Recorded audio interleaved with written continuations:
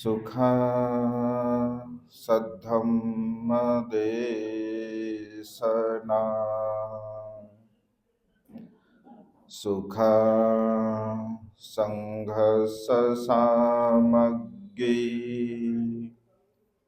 समगानं तपो सुखो। विश्ववंदनीय विश्वशांतीदूत प्रज्ञाशील समाधीचे उद्गाता महान करुणावान करुणेचा सागर तथागत सम्यक संबुद्ध तथागतांचा पावन पवित्र सद्धम्म त्या सद्धम्माचा सातत्याने प्रचार आणि प्रसार करणारा सदा पूजनीय भिक्खू संघ बुद्ध धम्म आणि संघ या महान तीन रत्नाचे आम्हा सर्वांना माहिती करून देणारे आम्हा सर्वांचा आधारस्तंभ भारतीय घटनेचे शिल्पकार बोधिसत्व गुणपेतंग डॉक्टर बाबासाहेब आंबेडकर यांच्या धम्मक्रांतीमध्ये शेवटच्या श्वासापर्यंत समर्पित राहतो। आज या मंगलमय प्रसंगी ज्यांच्यामुळे खऱ्या अर्थाने बाबासाहेबांनी अनेक वेळा कृतज्ञ भाव व्यक्त केला, अशा दीनदलितांच्या हजारो बांधवांच्या हृदयाची माता माता रमाई यांच्या 128व्या जयंतीच्या निमित्ताने आपल्या संघरत्न बुद्ध विहारामध्ये उपस्थित सर्व श्रद्धासंपन्न उपासक उपासिका आपणा सर्वांच्या प्रती अनंत असीम अपार मंगलमैत्रीची भावना व्यक्त करतो व या मंगलमय प्रसंगी आपणा सर्वांच्या हितासाठी सुखासाठी आणि कल्याणासाठी माता रमाईच्या जीवनावरती थोडक्यामध्ये धम्मदेशना देण्याचा प्रयत्न करतो। आपण सर्वांनी शांत चित्ताने एकाग्र चित्ताने तथागतांच्या अर्थात सोबतच माता रमाईच्या कार्यावरती जीवनावरती धम्मदेशनेला श्रवण करावे, ग्रहण करावे। आजचा दिवस अत्यंत महत्त्वपूर्ण आहे। संपूर्ण भारतवर्षामध्ये बहुतांश रूपाने महाराष्ट्रामध्ये आजचा दिवस मोठ्या सन्मानाने मोठ्या थाटामाटाने आणि मोठ्या आनंदाने संपन्न होतो। हळूहळू समाजामध्ये आता जागृती होत आहे आणि हळूहळू समाजामध्ये जागृती होत असल्यामुळे आता अलीकडच्या काळामध्ये मोठ्या स्वरूपामध्ये माता रमाईची जयंती आपण साजरी करत आहोत। सकाळी सुद्धा गाण्याच्या माध्यमातून अत्यंत सुंदर असा कार्यक्रम गेल्या 2-3 वर्षापासून औरंगाबाद शहरामध्ये होत आहे। अनेक ठिकाणी संध्याकाळच्या जसे बाबासाहेबांच्या रॅली निघत असतात तशा रॅली सुद्धा बऱ्याच ठिकाणी आता निघतात।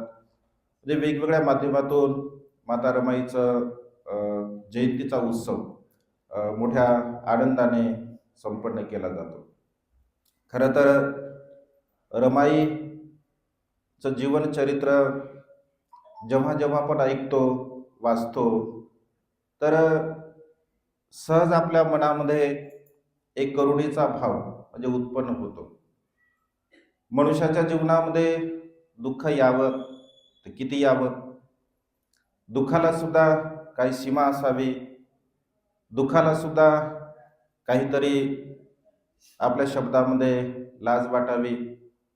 म्हणजे मनुष्याच्या जीवनामध्ये दुःख यावं तर किती यावं याचं जेव्हा आपण चिंतन मनन करतो आणि इतर मनुष्याच्या जीवनामध्ये जे दुःख येतात त्या दुःखाची आणि माता रमाईच्या जीवनामध्ये येणाऱ्या दुःखाची जेव्हा आपण कल्पना करतो, त्याचं चिंतन मनन करतो, तर मनुष्याच्या जीवनामध्ये येणारी सहज दुःख अत्यंत सामान्य वाटतात, अत्यंत कमी वाटतात, अत्यंत मोजकी वाटतात। तसं रमाईचं जीवनचरित्र अनेक वेळा आपण वाचतो आणि आजही दिवसभरामध्ये आजचा दिवसभरामध्ये रमाईचं जीवनचरित्र मी पूर्ण वाचून काढलं। रमाईची कादंबरी आपण अनेक वेळा वाचली. तर म्हणजे कादंबरी वाचत असताना सुरुवातीपासून ते अगदी शेवटच्या पेजपर्यंत म्हणजे डोळ्यातील अश्रू आपल्या खंडत नाही. म्हणजे एवढं दुःख त्या कादंबरीमध्ये, म्हणजे लेखकाने त्या कादंबरीमध्ये तशा प्रकारचं काव्यात्मक रूप दिलं म्हणून आपलं मन हळवं होते असं बिलकुल नाही आहे. रमाईचं जीवन चरित्रच किंवा रमाईचं संपूर्ण जीवनच अशा पद्धतीने दुःखामध्ये गेलेलं आपल्याला पाहायला मिळते.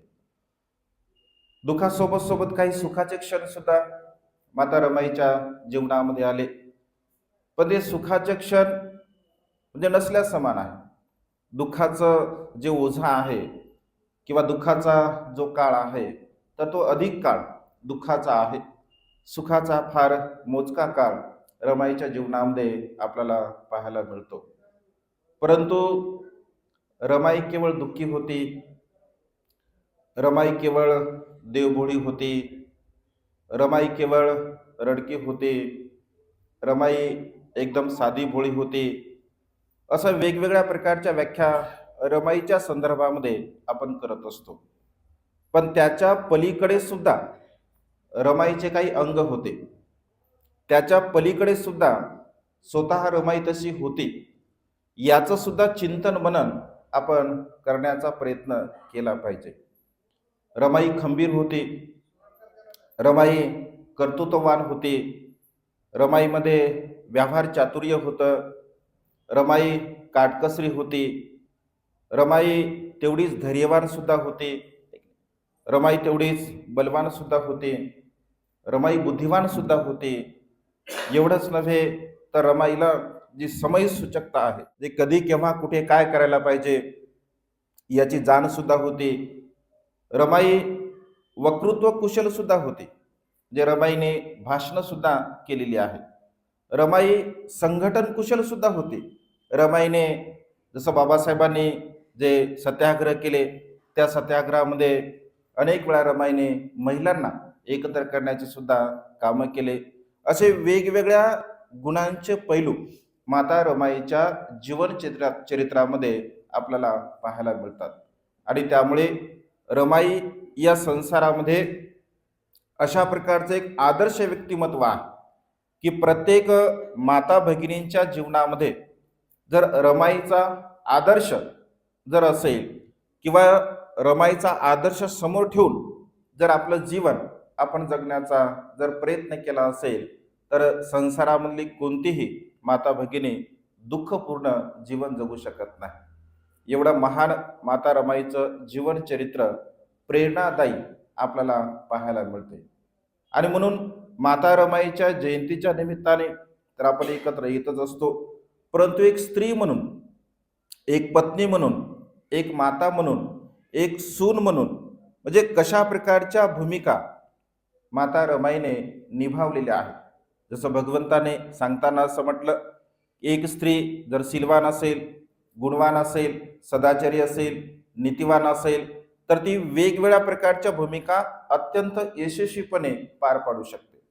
मग ती पत्नीची भूमिका असेल, ती मातेची भूमिका असेल, ती बहिणीची भूमिका असेल, ती मैत्रिणीची भूमिका असेल, या चारही प्रकारच्या भूमिका अत्यंत यशस्वीपणे एक स्त्री पार पाडू शकते असं भगवंताने 2600 वर्षापूर्वी सांगितलं. या चारही प्रकारच्या भूमिका माता रमाईचं जीवन चरित्र जर आपण वाचलं, त्याचं चिंतन मनन केलं तर या चारही प्रकारच्या भूमिका यशस्वीपणे माता रमाईने पूर्णत्वास नेलेला आपल्याला पाहायला मिळतात. जसं सुरुवातीचा काळ आपण बघतो, माता रमाईचं जे जीवन आहे म्हणजे अत्यंत गरिबीमध्ये, त्या काळामध्ये सर्वच लोक गरीब होते, तसंच माता रमाईचं कुटुंब सुद्धा गरीब होतं. धोत्रे असेल, रुक्मिणी असेल, माता रमाईचे माता पिता अत्यंत कष्टांचे, अत्यंत मेहनतीचे ते कामं करत असत. रमाई सुद्धा अत्यंत लहानपणापासून सोजवळ होती, प्रेमळ होती, काम करणारी होती. म्हणजे कधी कधी आपण व्यवहारामध्ये असं म्हणत असतो की बाळाचे पाय पाळण्यामध्ये दिसतात. अगदी माता रमाईच्या जीवनाच्या संदर्भामध्ये सुद्धा अगदी तसंच होतं. अगदी लहानपणापासून माता रमाई बघा आपल्या मातेला सर्व प्रकारच्या कामामध्ये मदत करत असे.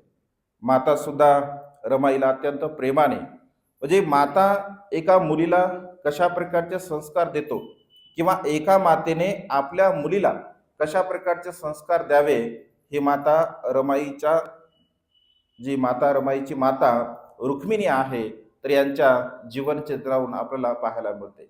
नेहमी आपण सत्याने राहिलं पाहिजे, नेहमी आपण आपुलकीने जीवन जगलं पाहिजे, नेहमी आपण प्रेमाने एकमेकांसोबत व्यवहार केला पाहिजे, कधीही कुणाला फसू नये. सत्य जरी उशिरा म्हणजे आपल्याला फळ देत असेल तरी सुद्धा सत्य कधीही पराजित होत नाही, पराभूत होत नाही. अगदी छोट्या छोट्या गोष्टी माता रमाईची आई रमाईला अगदी लहानपणापासून सांगत असे. हळूहळू ते संस्कार रमाईवरती झाले, कारण संस्कार अत्यंत महत्वपूर्ण आहे. संस्कारेन संस्कृती असं म्हटलं आहे. म्हणजे संस्कारामधून संस्कृती टिकत असते, संस्कारामधून मनुष्य घडत असतो. माता रमाईच्या जीवनावरती सुद्धा त्यांच्या मातेने अत्यंत चांगल्या प्रकारचे संस्कार दिले होते. त्या खंबीर होत्या, अगदी लहानपणापासून तशा प्रकारचं जीवन अत्यंत सुखपूर्वक त्यांचं जीवन जात असे. काही वेळामध्ये बघा जे सुखाचे दिवस असतात तर ते सुखाचे दिवस हळूहळू दुःखामध्ये परिवर्तित होत असतात. काही दिवसामध्ये माता रमाईची आई रुक्मिणी बघा आजाराने ग्रस्त होते आणि काही दिवसामध्ये तिचा आजार बळकावतो आणि त्या आजाराने ती मृत्यूला प्राप्त होत असते. रमाईच्या जीवनावरती अगदी कोवळ्या मनावरती हा झालेला पहिला आघात होता. आई मृत्यूला प्राप्त झाली. आई मृत्यूला प्राप्त होताना काही मोलाचा सल्ला आपल्या लेकीला अर्थात रमाला देते की तू आता या लहान बाळांची, कारण दोन भावंड असतात, गौरी आणि शंकर तिचे भाऊ असतात, यांना सुद्धा तू सांभाळलं पाहिजे. तुझ्या पतीला सुद्धा म्हणजे तुझ्या पित्याला सुद्धा तू सांभाळलं पाहिजे, त्याची सुद्धा तू माता झाली पाहिजे. म्हणजे अशा पद्धतीने अगदी लहान वयामध्ये रमाईवरती बघा हा पहिला आघात होत असतो. अगदी थोडे दिवस उलटतात. थोडे दिवस झाल्यानंतर पुन्हा पिता सुद्धा अर्थात धोत्रे सुद्धा मृत्यूला प्राप्त होतात. दोघेही माता पिता मृत्यूला प्राप्त झाल्यानंतर दुसरा दुःखाचा घाव माता रमाईच्या मनावरती होत असतो. त्यांचे मामा आणि चुलती मुंबईला असतात तर त्यांना ते घेऊन जात असतात. घेऊन गेल्यानंतर दुःख जीवनामध्ये मनुष्याच्या म्हणजे जे एकदम नाजूक मन आहे, जे कवळं मन आहे, अशा कवळ्या मनावरती दुःखाचे गाव म्हणजे आईचं आणि वडिलांचं जे काही छेत आहे ते पूर्णपणे नष्ट होत असते. हळूहळू बघा रमाई मोठी होते आणि रमाईचं जीवन हळूहळू सुखाच्या मार्गाने जात असते. पुन्हा बाबासाहेबांसोबत रमाईचा विवाह होतो अगदी लहान वयामध्ये, कारण त्या काळामध्ये जी प्रथा होती त्या प्रथेला अनुसरून त्यांचा विवाह होत असे. जेव्हा रमाईला ही गोष्ट कळते की आपला पती म्हणजे अत्यंत शिकलेला आहे, समाजामध्ये एवढा व्यक्ती कोणीही शिकलेला नाही आहे, कारण बाबासाहेब त्या काळामध्ये मॅट्रिकची परीक्षा पास झाले होते आणि एवढ्या उच्च म्हणजे विद्या विभूषित एवढ्या शिकलेल्या मुलासोबत आपला विवाह होतो असं जेव्हा रमाईला कळतं तर आनंद होतो, साहजिकच गोष्ट आहे. आणि तो आनंद तिच्या मनामध्ये निर्माण होतो. अगदी काही सुखाचे दिवस बघा जात असतात आणि काही सुखाचे दिवस गेल्यानंतर माता रमाईला अत्यंत आईची जी उणीव होती, जी पित्याची उणीव होती, ती बिलकुल रामजी बाबांनी भासू दिली नाही. कारण पित्याप्रमाणे रामजी बाबा रमाईवरती प्रेम करत असत. मीरा आत्या सुद्धा आईप्रमाणे रमाईवरती प्रेम करत असत. म्हणजे घरातील सर्वच्या सर्व कुटुंब रमाईला रमा रमा रामू रामू अशा प्रकारे दिवसभर केवळ रमाईच्या भोवताल सर्व घर फिरत असे. कारण रमाई सोजवळ होती, प्रेमळ होती, चाणाक्ष होती, काम करण्यामध्ये अत्यंत चतुर होती आणि सर्वांची मनं कशा प्रकारे जिंकायचे हे रमाईला मात्र अगदी लहानपणापासून ते अवगत होतं. कारण ते प्रेमाने, आपुलकीने, जिव्हाळ्याने सर्वांसोबत व्यवहार करत असे आणि त्यामुळे साहजिकच आहे सर्वच्या सर्व लोक रमाई रमाई असं करत असत. अगदी हे सुखाचे दिवस बघा काही जातात. काही सुखाचे दिवस गेल्यानंतर ज्यांनी पित्याप्रमाणे रमाईवरती माया केली असते ते रामजी बाबा बघा मृत्यूला प्राप्त होत असतात. रामजी बाबा मृत्यूला प्राप्त झाल्यानंतर रमाईला अत्यंत दुःख होते, कारण पित्याची जी भूमिका आहे ती पित्याची भूमिका रामजी बाबांनी निभावली होती आणि पित्या समान म्हणजे रमाला ते समजत होते. रामजी बाबा गेल्यामुळे बघा रमाईला अत्यंत दुःख होत असते. एवढं दुःख ती सहन करतच तेवढ्यामध्ये बाबासाहेबांचा अभ्यास असतो, आपण वाचतो, आपण चिंतन मनन करतो. आणि अशा अवस्थेमध्ये बाबासाहेब अभ्यास करत असताना देश विदेशामध्ये सुद्धा जातात. देश विदेशामध्ये गेल्यामुळे रमाईची इकडे खूप तारांबळ होत असते आणि अशात रामजी बाबा मृत्यूला प्राप्त झाल्यामुळे परिवाराचा जो सर्वचा सर्व भार असतो तो सर्वचा सर्व भार बघा रमाईवरती येऊन पडत असतो. अत्यंत 4-5 लोक घरामध्ये जेवण करणारे, सर्वांची व्यवस्था करण्यासाठी रमाई धावपळ करत असते. धावपळ करत असताना मग कामं करावं लागतील, कबाड कष्ट करावं लागतील, मेहनत करावी लागेल.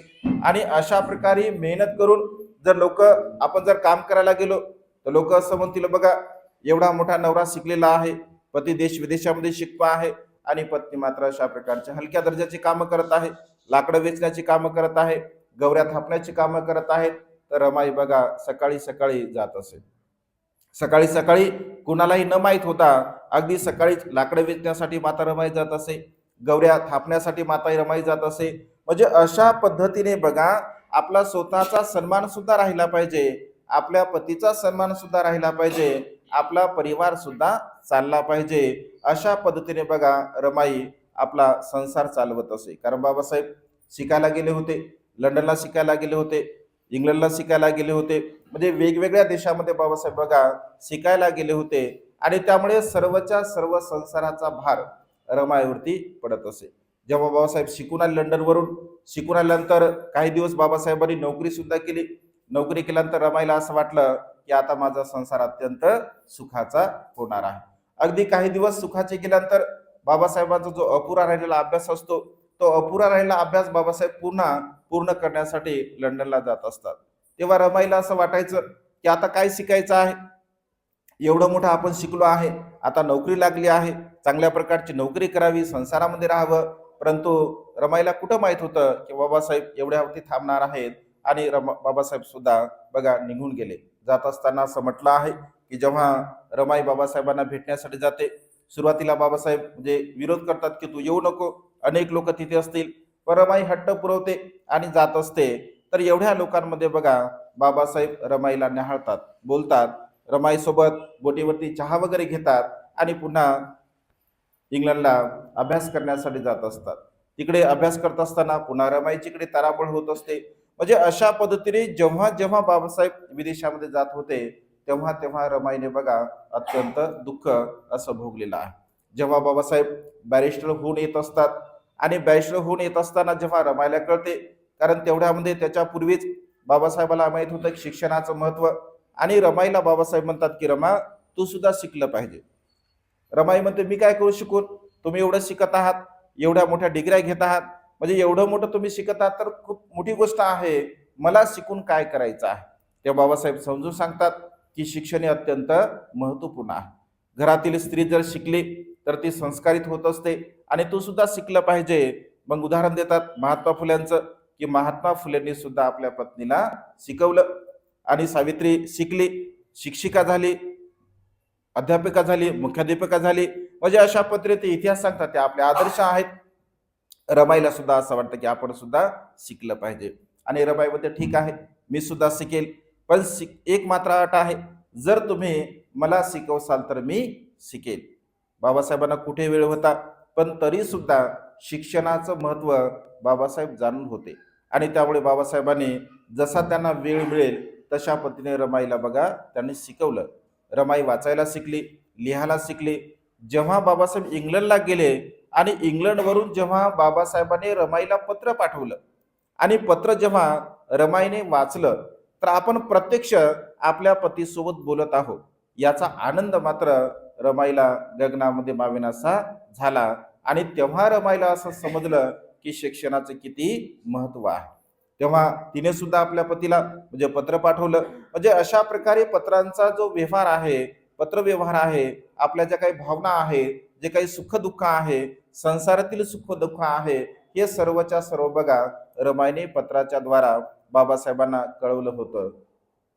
एकदा जेव्हा म्हणजे गंगाधर मृत्यूला प्राप्त होत असतो, तर गंगाधर मृत्यूला प्राप्त होत असताना जेव्हा बाबासाहेब विदेशामध्ये असतात, तर रमा पत्राद्वारा कळवते की मला क्षमा असावी.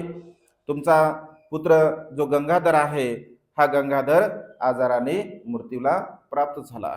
जेव्हा पत्रामध्ये रमा लिहिते की गंगाधर मृत्यूला केवळ प्राप्त झाला म्हणजे त्याला केवळ औषधी न मिळाल्यामुळे.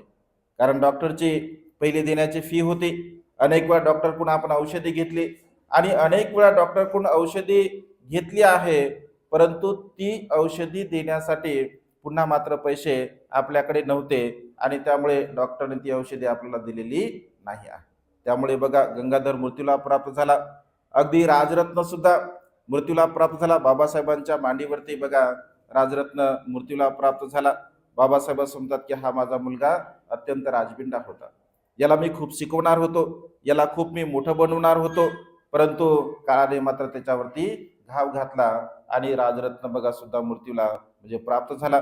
बाबासाहेबांची मुलगी होती इंदुमती, ती सुद्धा बघा मृत्यूला प्राप्त झाली.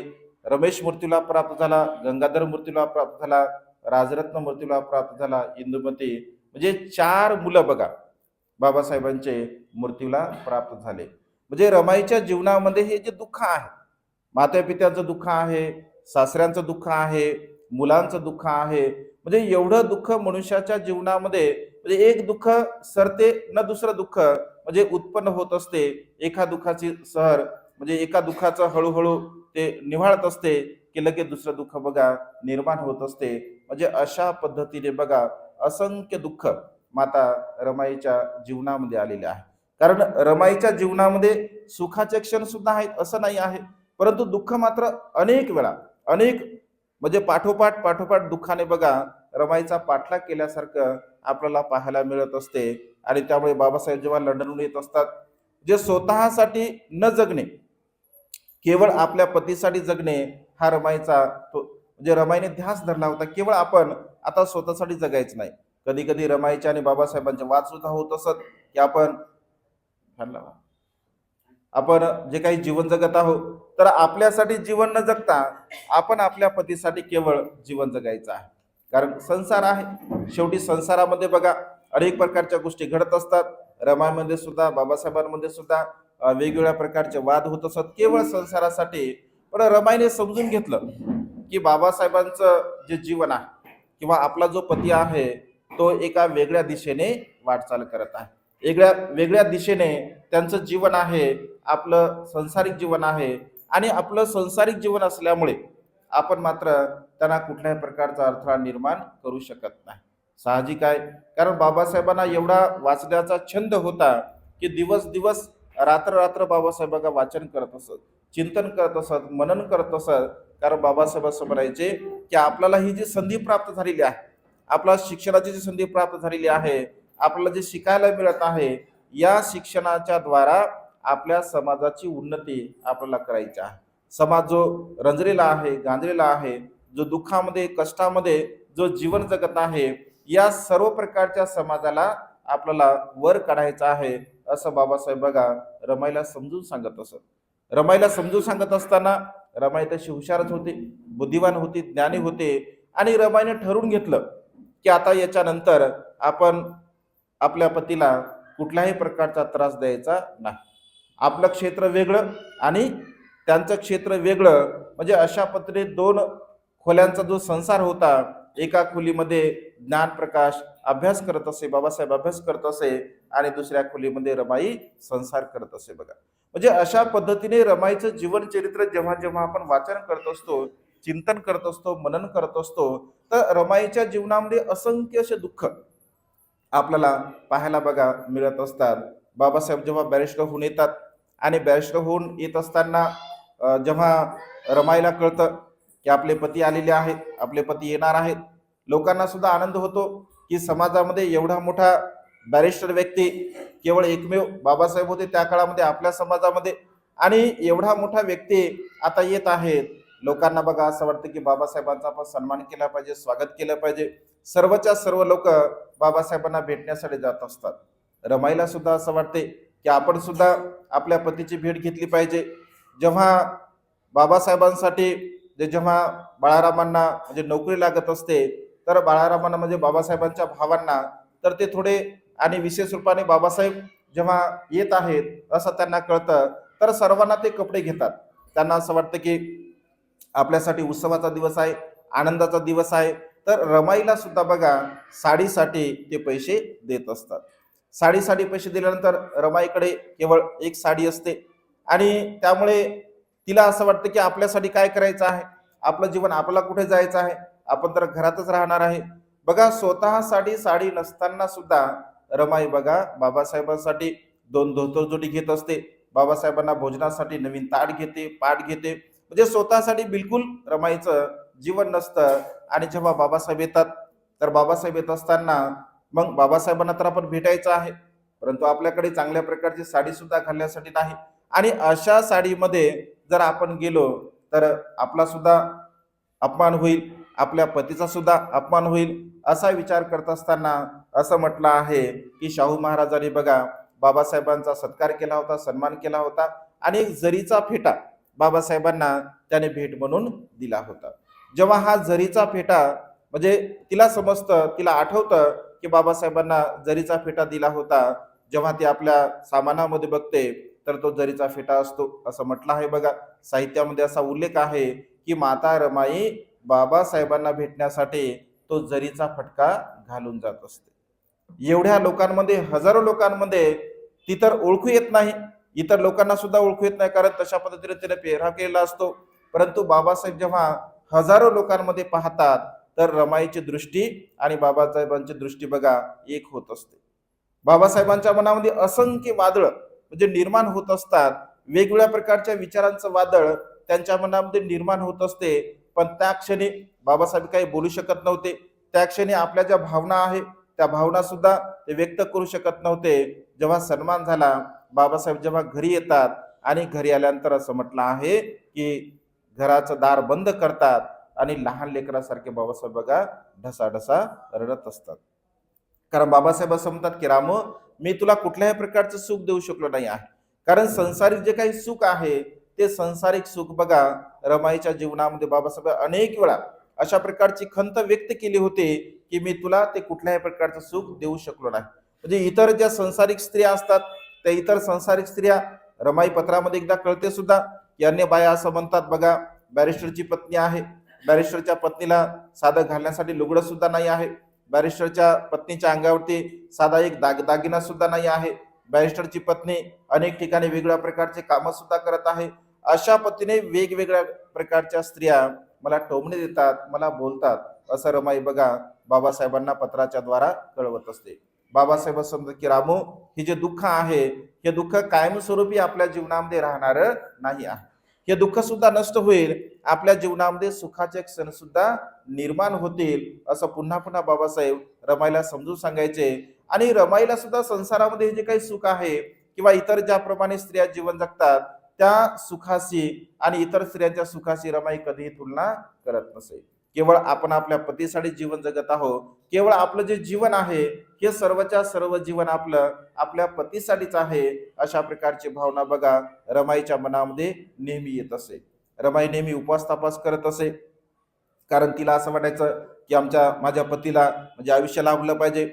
बाबासाहेबांना अनेक वेळा, जसं काळारामाचा मंदिर सत्याग्रह आहे त्यावेळेस बाबासाहेबांना अनेक प्रकारच्या धमक्या येत होत्या. महाडचा सत्याग्रह आहे तेव्हा सुद्धा बाबासाहेबांना अनेक प्रकारच्या धमक्या येत होत्या. म्हणजे वेगवेगळ्या प्रकारची धमकीची पत्र बाबासाहेबांना येत होते. रमाईला ते कळत होतं, रमाई ते वाचत होते. आणि त्यामुळे बघा आपल्या पतीला आयुष्य लाभलं पाहिजे, आपल्या पतीचा घातपात नाही झाला पाहिजे, यासाठी रमाई म्हणजे उपवास तपास सुद्धा करत असे. बाबासाहेब वारंवार तिला समजून सांगायचे की उपवास तपास तुम्ही नाही केला पाहिजे, उपवास तपास करू नये. परंतु रमाई मात्र भोळी होती.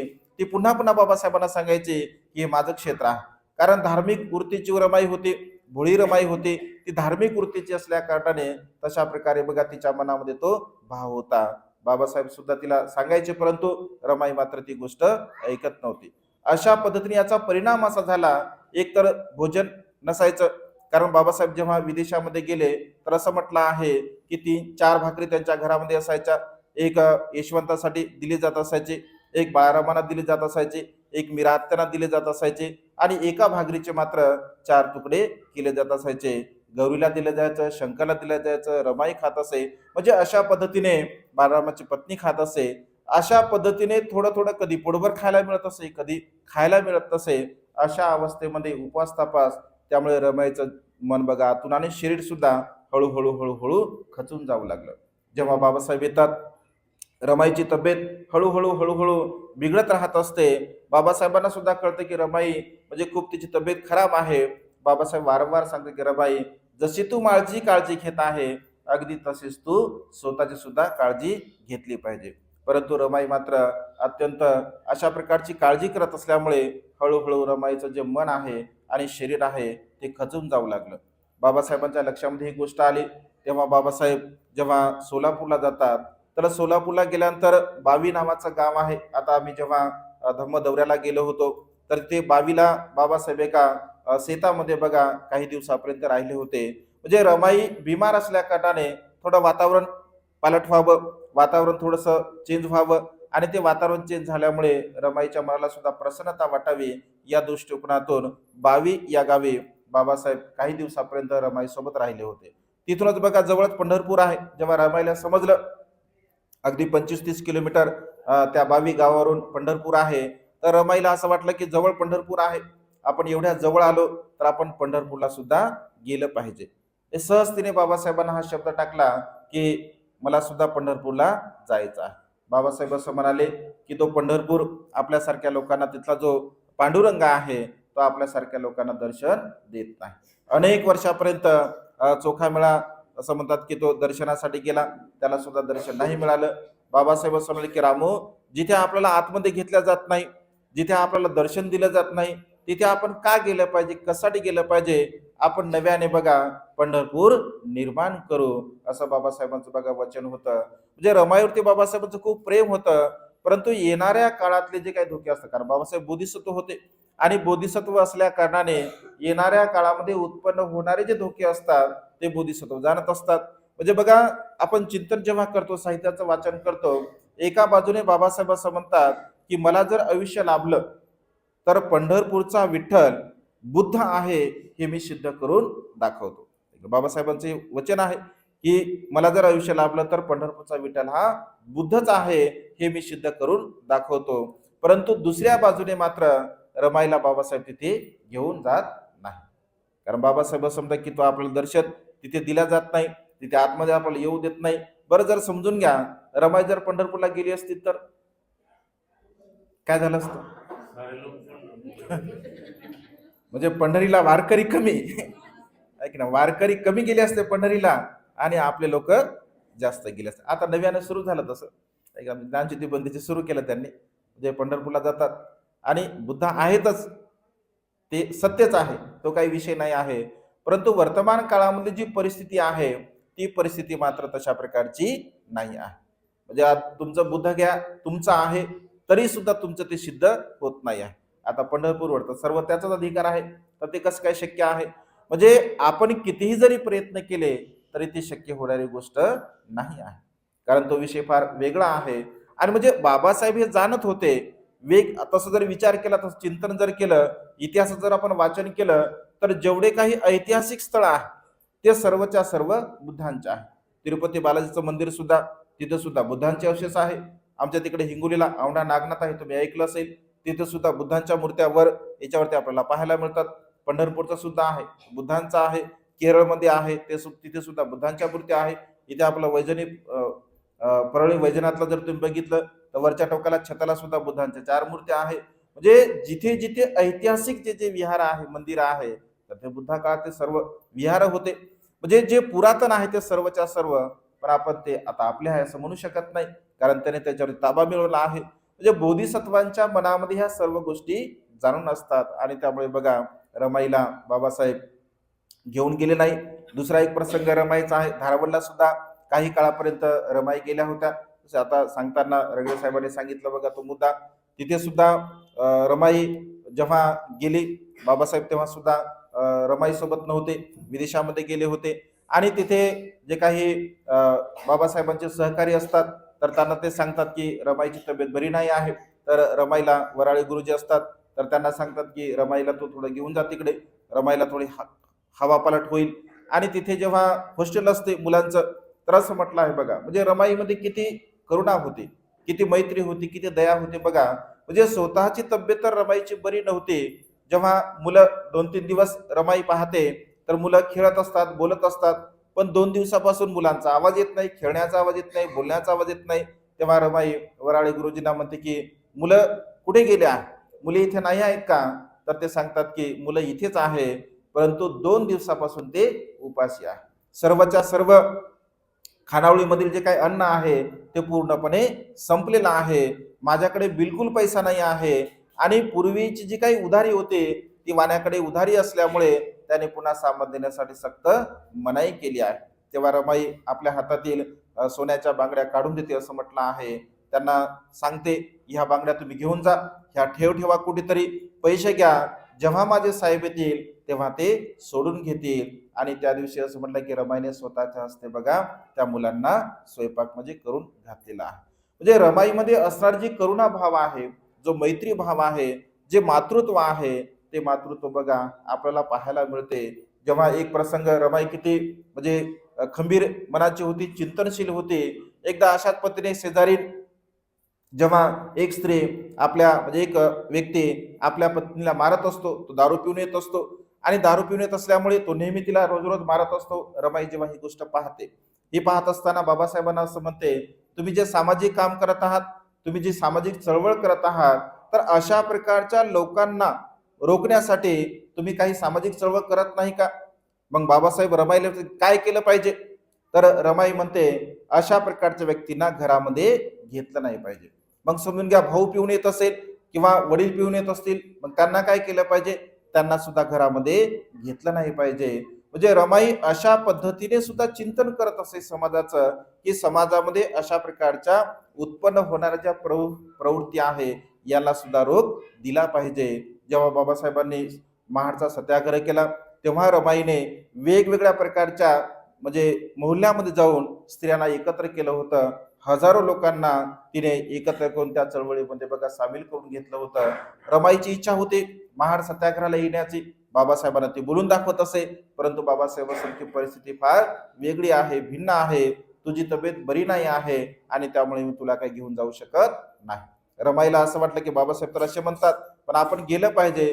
पण बाबासाहेब जेव्हा ऑफिसला असतात तर तिकडूनच तिकडे ते सत्याग्रहावरती जात असतात. रमाईला फार दुःख होत असते बघा. म्हणजे अनेक प्रकारचे प्रसंग रमाईच्या जीवनामध्ये आपण जेव्हा जेव्हा पाहतो, तर अत्यंत दुःखाचे प्रसंग बघा रमाईच्या जीवनामध्ये येत असतात. कारण माता पिता सुद्धा मृत्यूला प्राप्त होतात. 4 मुलं म्हणजे जेव्हा मृत्यूला प्राप्त होतात, अगदी कमी वयामध्ये, म्हणजे कुठल्याही प्रकारचा त्यांना जीवनाचा जो काही आनंद आहे तो आनंद प्राप्त झाला नाही बघा. राजरत्न सुद्धा अत्यंत लहानपणीच मृत्यूला प्राप्त झाला. गंगाधर सुद्धा अत्यंत लहानपणीच मृत्यूला प्राप्त झाला. रमाई सुद्धा अत्यंत लहानपणीच मृत्यूला प्राप्त झाली. केवळ यशवंत बघा, म्हणजे त्यांनाही सुद्धा तेही आजारीच नेहमी असायचे, त्यांनाही आजारच असायचा. आणि त्यामुळे बाबासाहेबांच्या जीवनामध्ये, रमाईच्या जीवनामध्ये बघा अशा प्रकारचे असंख्य दुःख निर्माण झालेले आहे. दुःख त्यांनी भोगलेलं आहे. एवढं मोठं दुःख भोगून बघा जो काही बाबासाहेबांचा जो काही समाजकार्याचा लढा आहे, त्या समाजकार्याच्या लढ्यामध्ये बघा रमाईने कधीही म्हणजे बाबासाहेबांना अडथळा निर्माण केलेला नाही. सुरुवातीला रमाईला तसं वाटायचं, परंतु शेवटी मात्र रमाईने ती गोष्टी समजून घेतली होती. आणि त्यामुळे संसारिक क्षेत्र आणि अभ्यासाचं दुसरं क्षेत्र असं रमाईने ठरवून घेतलं होतं. शेवटच्या काळामध्ये बघा रमाईची तब्येत फार खराब होत असे आणि शेवटच्या क्षणामध्ये बाबासाहेब रमाईच्या जवळ होते. बाबासाहेब पुन्हा पुन्हा रमाईला समजून सांगायचे की आता आपल्याकडे सुखाचे दिवस आहे, आता तर खऱ्या अर्थाने आपल्या जीवनामध्ये सुख निर्माण होणार आहे. परंतु आता तो शेवटचा काळ म्हणजे जवळ आलेला होता. अगदी बाबासाहेबांच्या मांडीवरती बघा रमाईचा मृत्यू झालेला आहे. म्हणजे जीवनामध्ये बघा किती दुःख यावं मनुष्याच्या जीवनामध्ये, किंवा दुःख मनुष्याने किती सहन करावं. अगदी एका मनुष्याच्या जीवनामध्ये किती मृत्यू यावे बघा. माता पित्यांचा मृत्यू झाला, लेकरांचा मृत्यू झाला, सासऱ्यांचा मृत्यू झाला, आईप्रमाणे जी आत्या होती तिचा मृत्यू झाला, म्हणजे जे काही वडिलाप्रमाणे रामजी बाबा होते त्यांचाही मृत्यू झाला. म्हणजे वेगवेगळ्या प्रकारचे मृत्यू बघा अगदी म्हणजे थोड्या थोड्या अंतराने रमाईच्या जीवनामध्ये बघा हे सर्व काही दुःख आपल्याला पाहायला मिळते बघा. रमाईचं जीवनचरित्र आपल्यासाठी एक आदर्श आहे. म्हणजे मनुष्याच्या जीवनामध्ये आपण कशा प्रकारे दुःखामध्ये सुद्धा खंबीरपूर्ण जीवन जगू शकतो. जीवनामध्ये कितीही जरी दुःख आले तर त्या दुःखाला आपण कशा प्रकारे सामोर जाऊ शकतो, त्या दुःखावरती आपण कशा प्रकारची मात करू शकतो, हे रमाईच्या आदर्श या जीवनामधून आपल्याला पाहायला मिळते बघा. आणि त्यामुळे रमाई जयंतीच्या निमित्ताने आपण मोठ्या स्वरूपामध्ये रमाईचा जो काही उत्सव आता हळूहळू समाजामध्ये जागृती होत आहे आणि हळूहळू रमाई जयंती बघा चांगल्या मोठ्या प्रमाणामध्ये साजरी होत आहे, साजरी केली पाहिजे. कारण बाबासाहेबांनी अनेक वेळा कृतज्ञ भाव रमाईच्या प्रती व्यक्त केला, की माझ्या जीवनामध्ये जे काही मी बनू शकलो, माझ्या जीवनामध्ये जे काही मी घडू शकलो, तर हे सर्वच्या सर्व श्रेय माता रमाईला जात असते. कारण रमाईमुळे म्हणजे रमाईने जर संसाराचं क्षेत्र जर सांभाळलं नसतं तर कदाचित मी माझ्या जीवनामध्ये एवढं मोठं कार्य करू शकलो नसतो. असे अनेक वेळा रमाईला बाबासाहेब बोलून दाखवत असत. कारण कृतज्ञ भाव मनुष्याच्या जीवनामध्ये अत्यंत महत्वपूर्ण आहे आणि आपल्या पत्नीच्या प्रती रमाईच्या प्रती बाबासाहेबांच्या मनामध्ये बघा अशा प्रकारचा कृतज्ञ भाव होता. आणि त्यामुळे बाबासाहेब रमाईला समर्पित थॉट्स ॲट पाकिस्तान नावाचा ग्रंथ बघा समर्पित करत असतात रमाईला. ते म्हणजे बाबासाहेबांचं रमाईवरती अतोनात असं म्हणजे प्रेम होतं, आपुलकी होती, जिव्हाळा होता. का रमाईचा जो त्याग आहे तो रमाईचा त्याग बाबासाहेब आपल्या डोळ्याने बघत असत. रमाई किती म्हणजे किती कष्ट भोगते, किती हालापेष्टा सहन करते. वारंवार पुन्हा पुन्हा बाबासाहेब असं म्हणतात की मी तुला म्हणजे जे काही सुख द्यायला पाहिजे संसारामध्ये ते कोणत्याही प्रकारचं सुख मी तुला देऊ शकलो नाही. एवढं रमाईचा त्याग बघा आपल्या जीवनामध्ये आपण पाहतो. आणि त्यामुळे मनुष्याच्या जीवनामध्ये मनुष्य जो अजरामर होत असतो तर केवळ त्याच्या त्यागामुळे, त्याने जो केलेला त्याग असतो, त्याचं जे समर्पण असतं, त्या समर्पणाच्या द्वारा मनुष्य आपल्या जीवनामध्ये बघा म्हणजे अजरामर होत असतो. रमाईच्या जीवनामध्ये सुद्धा अगदी इकडे बुद्धाच्या काळामध्ये जसं आपण यशोधरेच्या बाबतीमध्ये बघतो तर अगदी तशाच पद्धतीने रमाईच्या जीवनामध्ये सुद्धा सिद्धार्थ गौतम म्हणजे बुद्ध 6 वर्षापर्यंत सिद्धार्थ गौतम तपश्चर्यासाठी म्हणजे करण्यासाठी जात असतात. अगदी रमाईच्या जीवनामध्ये सुद्धा बाबासाहेब बघा 2 वेळा अगदी 2-2 वर्षापर्यंत म्हणजे 4 वर्षापर्यंत बाबासाहेब विदेशामध्ये शिक्षणासाठी जात असतात. हा सुद्धा एक फार मोठा म्हणजे त्याग आहे आणि त्यागमूर्ती रमाई म्हणून आपण त्यांना म्हणतो. महाकरुणावान रमाई त्यांना म्हणतो कारण त्याच्यामध्ये मैत्री होती, करुणा होती, मुदिता होती, उपेक्षा होती. म्हणजे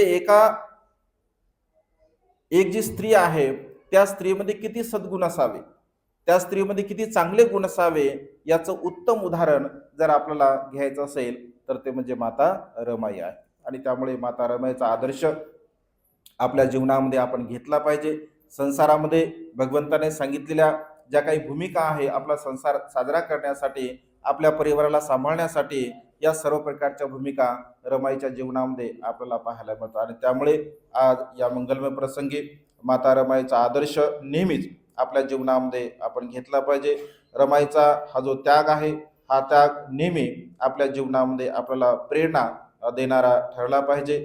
माता रमाईच्या या जीवन कार्याला पुन्हा पुन्हा कोटी कोटी वंदन करतो. आणि आज या मंगलमय प्रसंगी माता रमाईच्या 128व्या जयंतीच्या निमित्ताने आपण माता रमाईला अभिवादन करण्यासाठी आलात. आपणा सर्वांच्या प्रती अनंत असीम अपार मंगलमैत्रीची भावना व्यक्त करतो आणि ही छोटीशी धर्मदेशना संपन्न करतो. सर्वांचं मंगल हो, सर्वांचं कल्याण हो, सर्वांना दीर्घायुष्य लाभो. बुद्धं नमामि, धम्मं नमामि, संघं नमामि.